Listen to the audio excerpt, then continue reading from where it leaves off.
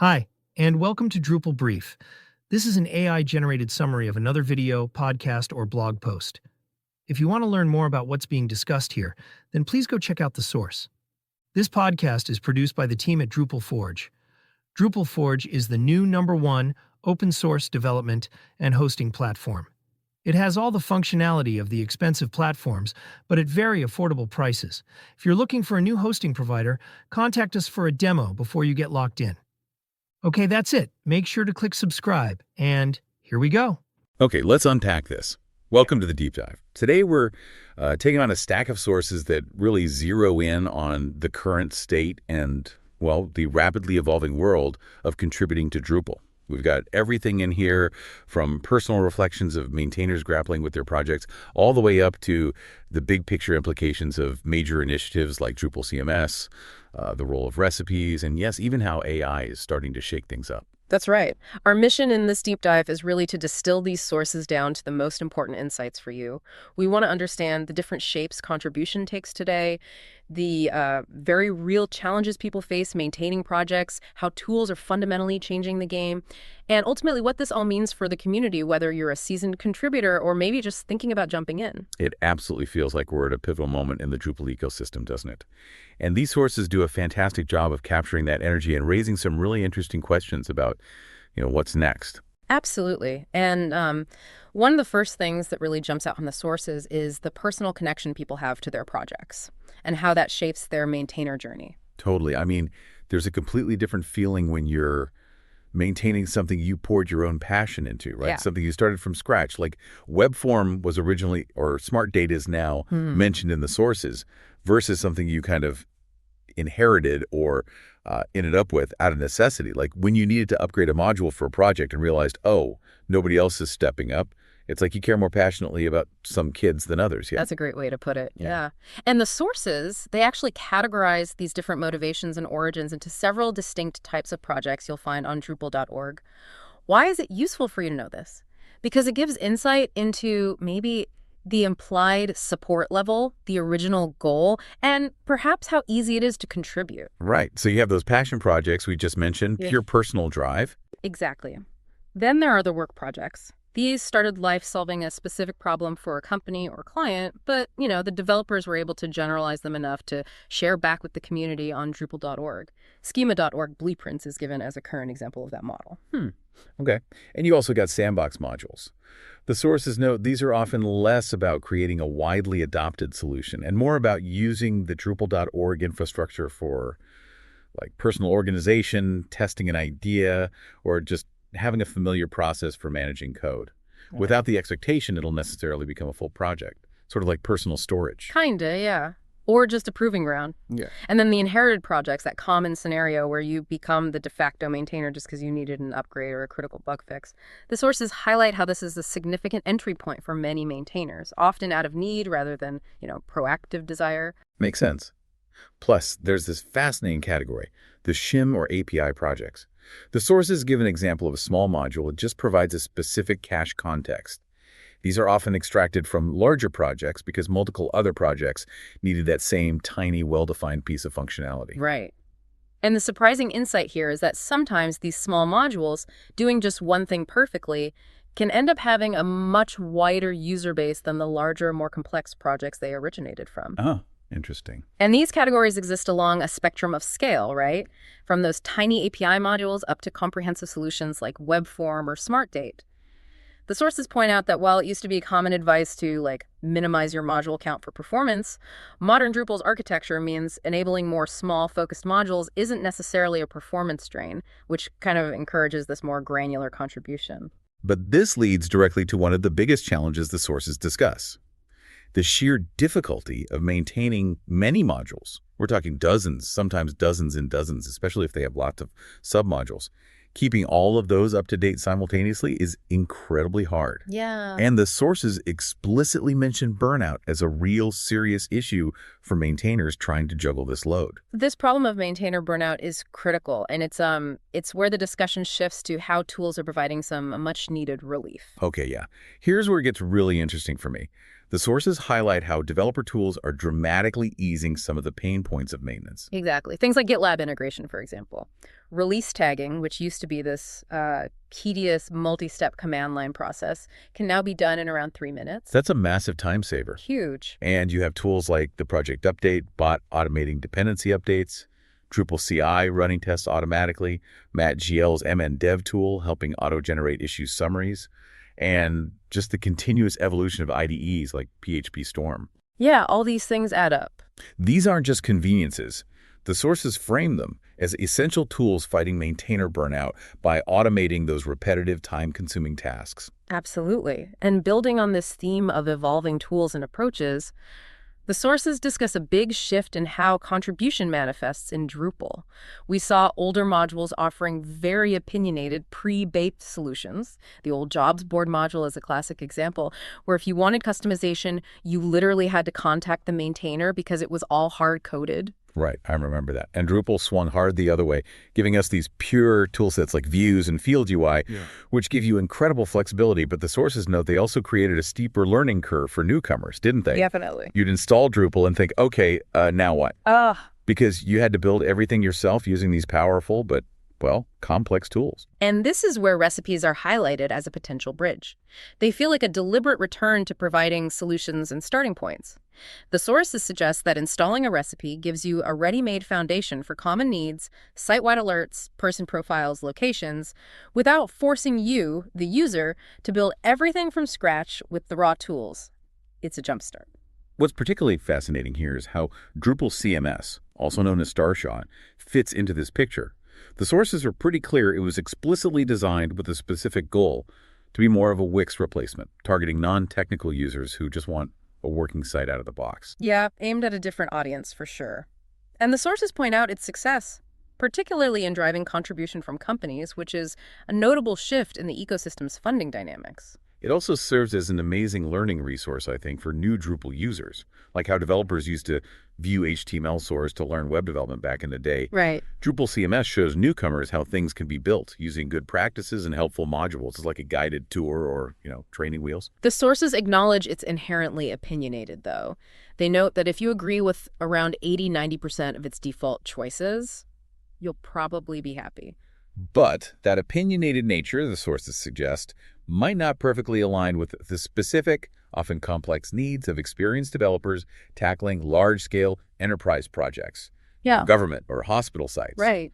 The CMS model might be too prescriptive for those use cases. True.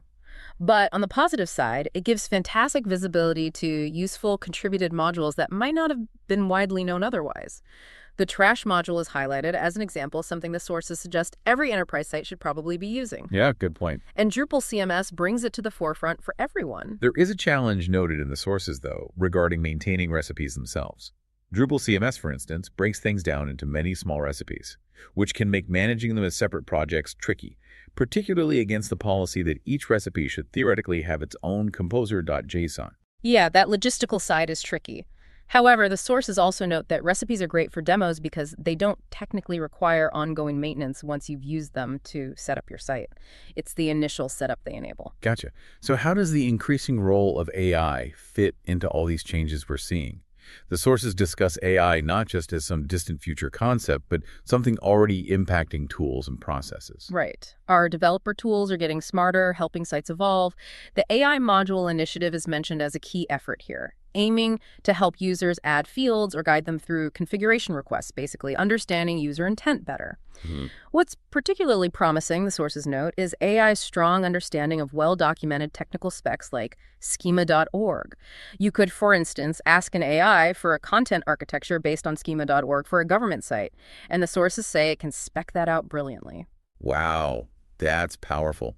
This opens up possibilities for AI agents right on Drupal.org too, doesn't it? Yeah. Imagine AI helping automate release tagging, especially for new contributors who find that process kind of intimidating. Exactly. Or summarizing massive issue queues, identifying patterns, suggesting root causes, or flagging critical or ready-to-go issues for maintainers.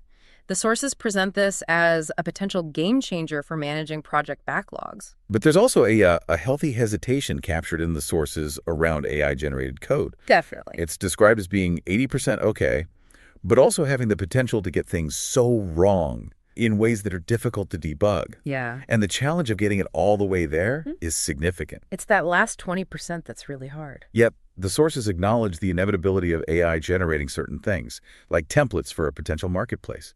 The community, they suggest, needs to figure out how to embrace this while also building in ways to check and maybe throttle the output to maintain quality.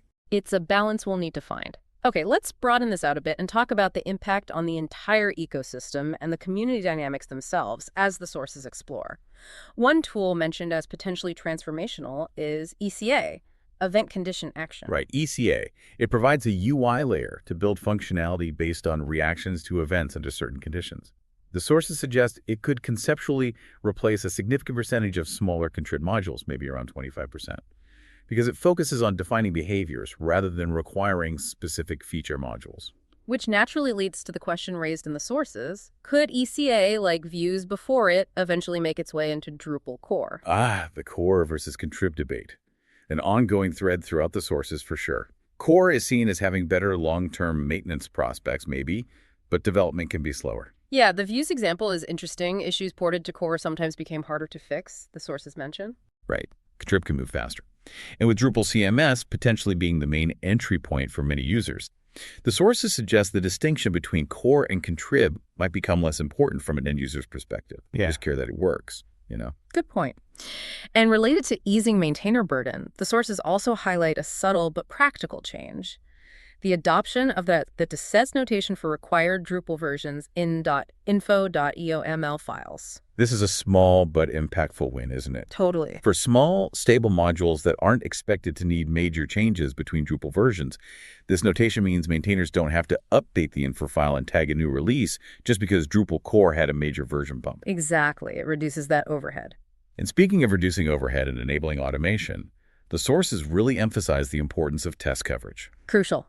Even minimal test coverage is vital because it helps catch deprecation notices early, makes upgrades easier, and importantly, makes automated release tagging possible. If you have tests, you can trust the automation more. Right. Improving other developer tooling, like site profiling, is also mentioned as an ongoing challenge the community faces. Yeah, there's always more to do there. And with powerful tools like ECA emerging, the sources discuss the idea of module consolidation. Should the community actively work to merge functionality or replace many smaller modules with configurations built using tools like ECA? Which brings us back to that core versus contrib question again, and the challenges of coordinating such efforts. Yeah, it's complex. And then there's the concept of a marketplace, which the sources delve into quite a bit. Right. The idea is having site templates available, potentially paid ones, built on top of contributed modules. This raises some thorny issues, as the sources put it, particularly around how to compensate the contrib maintainers whose work forms the foundation of these paid products. Right, because how do you even track that? Current ideas discussed in the sources involve the Drupal Association taking a cut and reinvesting it back into the community, like for tooling, infrastructure. Rather than trying to directly compensate individual module maintainers, the sheer complexity of distributing funds fairly among potentially many maintainers for a single project is a significant hurdle highlighted. Yeah, I can see that being really difficult. And adding another layer of complexity, the sources see AI inevitably generating templates for this marketplace, which raises further questions about how that service is monetized and how value is distributed. Who gets paid then? Good question. Beyond the marketplace, bounties are presented as another opportunity the sources discuss for incentivizing specific tasks, essentially paying for issues to be fixed. Yeah, and the sources note the Drupal community is already kind of comfortable with paying for service around free software, so this isn't a totally foreign concept. A particularly very safe suggestion from the sources, which I liked, is using contribution credits as bounties. Staking your personal contribution credits to motivate others to help on specific issues, testing patches, writing tests, fixing bugs. That's interesting. The sources view this as a low-risk way to foster goodwill and just get work done using the existing credit system. Shifting gears slightly, the sources also emphasize the absolute necessity of improving information and guidance on Drupal.org to foster contribution, like adding metrics, maybe a level of effort, estimate to issue tickets. That could help new contributors find tasks they can handle and help maintainers manage queues. Or adding module ratings or other metrics. The sources mention archive size as something one maintainer personally used as a factor in evaluating modules, which is interesting. And crucially, with recipes and Drupal CMS, we need data on recipe usage to guide users towards the most effective starting points for common needs. Yeah. Good guidance, whether through metrics, documentation, or even initiatives like CMS highlighting useful modules like trash, is key for both users and contributors. Ultimately, fostering contribution and ensuring sustainability, it really requires bringing more people into the fold, right? Yeah. To help alleviate burnout among the core maintainers. Absolutely. We need more hands. Company support for contribution is a huge factor here.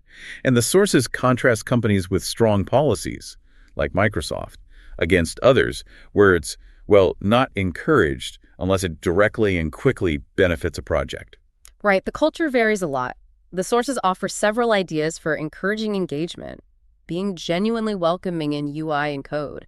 They mention Webform's generally welcoming approach, though noting the brief promotional banner was a bit controversial. Yeah, I remember that discussion. Providing accessible guidance through videos or how-to guides while acknowledging the video maintenance challenge. True. Keeping videos up to date is hard. And suggesting AI-generated content might help here for things like welcome materials that need frequent updates, and using proactive engagement like a chat interface, potentially AI-driven, asking potential contributors, hey, how can I help you contribute? Proactive help. I like that. Gamification, like unlocking achievements for first commits, is another idea mentioned. Yeah, make it a bit more engaging. And setting up an opt-in CRM for developers could help track engagement, understand where help is needed, and even suggest attending conferences. And speaking of conferences, their value is heavily emphasized in the sources. The informal hallway track, connecting directly with maintainers, getting unblocked on issues, finding those serendipitous connections. Oh, absolutely. The hallway track is often where the real magic happens. Right. So nudging people towards attending conferences is seen as a tangible way to foster deeper engagement. Wow. Okay. We've really dug through this stack of sources. It's clear the nature of contributed projects, the pressures on maintainers, the impact of new tools and initiatives like AI, recipes, and Drupal CMS, and the underlying community dynamics. They're all pushing and pulling the Drupal contribution landscape in some pretty fascinating ways. It's a complex picture, definitely. But the central takeaway seems consistent. The community needs more contributors. And the sources highlight that there are now more varied ways than ever to get involved, often starting small with tangible tools and guidance to help you along the way. And as we wrap up thinking about AI and automated tools increasingly handling tasks that used to require manual coding or maintenance, it leaves us with this provocative thought from the sources. How does the very definition of contribution in open source like Drupal evolve? If AI writes code and bots tag releases, what skills become most valuable for a contributor? Is it still primarily coding? Or is it shifting towards curation, guidance, critical thinking, community building, or maybe something else entirely? Something for you to chew on. Okay, we're done. To close off this podcast, I just wanted to remind you that this brief was a fully AI-generated summary, and we take no credit for the original content. If you want to learn more, then check out the source. This podcast is produced by the team at Drupal Forge. Drupal Forge is the new #1 open-source development and hosting platform. It has all the functionality of the expensive platforms, but at very affordable prices. If you're looking for a new hosting provider, contact us for a demo before you get locked in. And if you like this podcast, hit subscribe, post a link on social media, and recommend it to 2 friends. That's it. See you next time. Bye for now.